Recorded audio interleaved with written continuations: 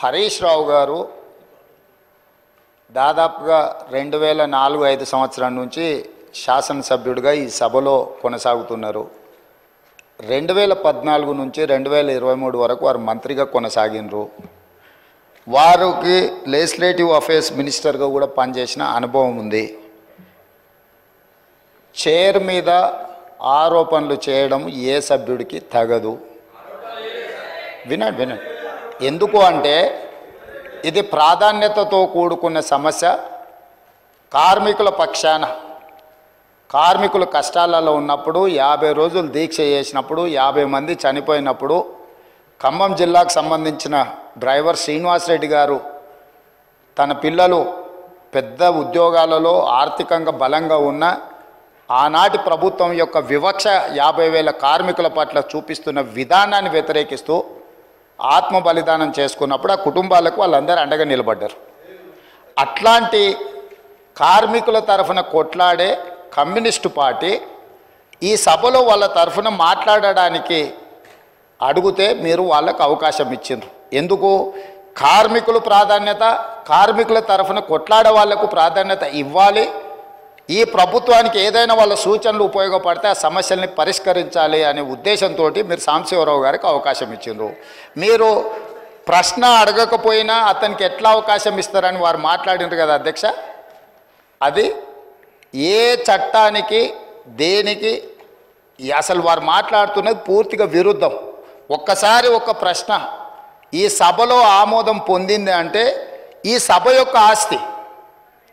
సభ ప్రశ్న అడిగిన వాళ్ళకే అవకాశం ఇవ్వాలి, మిగతా వాళ్ళకి అవకాశం ఇవ్వద్దని ఏ చట్టంలో లేదు. ఒక్కసారి ప్రశ్న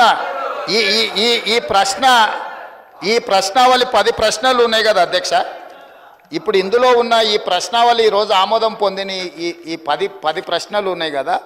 10 ప్రశ్నలు క్వశ్చన్ అవర్, 1 గంటలో ఈ 10 ప్రశ్నలకు చర్చ జరిగి దీని మీద సమాధానాలు చెప్పడానికి కోసమే 10 ప్రశ్నలు పెట్టింది.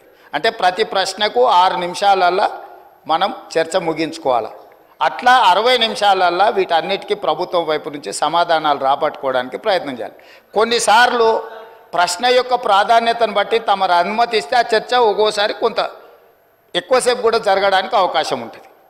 ఎప్పుడైతే ఈ క్వశ్చన్స్ సభకు అడ్మిట్ అయ్యి హౌస్లోకి వస్తాయో ఇది హౌస్ ప్రాపర్టీ అవుద్ది, ప్రశ్న అడిగిన వాళ్ళ ప్రాపర్టీ కాదు అధ్యక్ష. దయచేసి వారు 20 సంవత్సరాలు ప్రజాప్రతినిధిగా పనిచేసినని పదే జబ్బలు జరుచుకుంటారు కదా. కనీసం లెజిస్లేటివ్ అఫేర్స్ మినిస్టర్గా పనిచేసిన హరీష్ రావు గారికి ఒక్కసారి ప్రశ్న సభలోకి వచ్చిందంటే సభ్యుల యొక్క అందరి ఆస్తి ఇది అధ్యక్ష. ఎవరికి మాట్లాడడానికి అవకాశం ఇవ్వాలనేది చైర్ యొక్క విచక్షణ అధికారం అధ్యక్ష. తమరు సాంబశివరావు గారికి అవకాశం ఇవ్వడాన్ని సభ్యుడు తప్పు పట్టడాన్ని 100% తప్పు. కాబట్టి వారు అట్లా మాట్లాడడాన్ని భవిష్యత్తులోనైనా సవరించుకోవాలి. అదేవిధంగా వారు పదే రూల్ బుక్ గురించి మాట్లాడుతున్నారు అధ్యక్ష. అదే రూల్ బుక్లో చాలాసార్లు వారు కోట్ చేసిరు. సభ్యులు చైర్ను వదిలి పోడియంలోకి వస్తే అదే రూల్ బుక్లో ఆ సభ్యులను బయటకు పంపించే ప్రొవిజన్ కూడా ఉంది అధ్యక్ష. తమరికి తెలుసు కదా అధ్యక్ష అది. కానీ మీరు అది ఉపయోగించలే. ఎందుకంటే ఈ సమస్య యొక్క ప్రాధాన్యత మీకు తెలుసు కాబట్టి వారు ఎంతసేపు అడిగినా దానికి ప్రభుత్వం వైపు నుంచి స్పష్టమైన సమాధానం ఇచ్చిండ్రు. ఆ సమాధానంతో వాళ్ళు సంతృప్తి చెందకపోవచ్చు. ఎందుకంటే 10 సంవత్సరాలు వాళ్ళు చేసిన తప్పులు ఈ ప్రభుత్వం కూడా చేయాలని వాళ్ళ కోరిక ఉండొచ్చు. కానీ ఈ ప్రభుత్వం ఒక నిర్దిష్టమైన ప్రణాళికతోని కార్మికులను ఆదుకోవాలని, ఆ సంస్థను బ్రతికించాలని, ఈరోజు ఆ సంస్థను ఆర్థికంగా బలోపేతం చేయాలి అని ఈరోజు అహర్నిశలు కృషి చేస్తుంటే వారు పదే వారి గతంలో ఆ కార్మిక శాఖకు గౌరవాధ్యక్షుడిగా ఉన్నారు.